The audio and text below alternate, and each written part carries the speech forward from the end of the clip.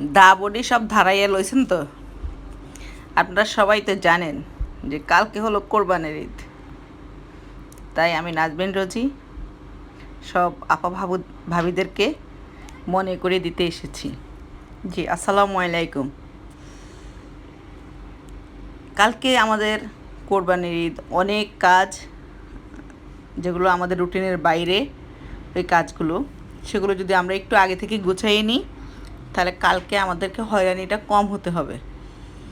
তো সেজন্যই আমি করেছি, আমি চাই আপনারাও করে রাখুন।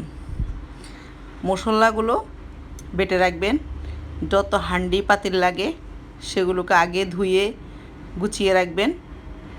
ব্লিচিং পাউডার, পলিথিন, বস্তা, কত কিছুই না লাগে।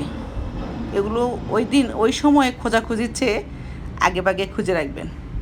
আর এই যে আমি দা বটিগুলোকে দিয়ে নিয়েছি, ধার দিয়ে এগুলোকে আমি লুকিয়ে রাখিয়েছি, মানে টেবিলের নিচে যেন বাচ্চার গায়ে হাতের পাশে যেন না থাকে, সেজন্য আমি এগুলোকে দূরে সরিয়ে রাখছি। আর এই যে কাকে কাকে দিবেন সেরকম একটা লিস্ট করে রাখবেন। লিস্ট অনুযায়ী আপনি যদি প্যাকেট করেন এবং প্যাকেটের উপরে যদি নাম লিখে রাখেন তাহলে আপনার দিতে সুবিধা হবে। এই যে আমি লেখা শুরু করেছি, কালকে দেওয়ার আগ পর্যন্ত লিখতে থাকবো। যখন যার নাম মনে হয় তখন তার নামে লিখব। আপনি যদি রুটি বানিয়ে থাকেন তাহলে অবশ্যই পিঁড়ি বেলুনটাও বাইর করে হাতের কাছে রাখবেন। এই যে এইটা হলো দা বটে ধারণার জন্য বালি।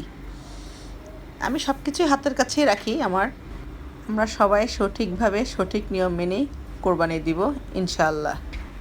আর গরু কাটার যে জিনিসপত্রগুলো লাগে, পাটি আর যা যা লাগে ওগুলো সব কষাই নিয়ে আসবে। আপনারাও এরকম কাজগুলো গুছিয়ে রাখেন।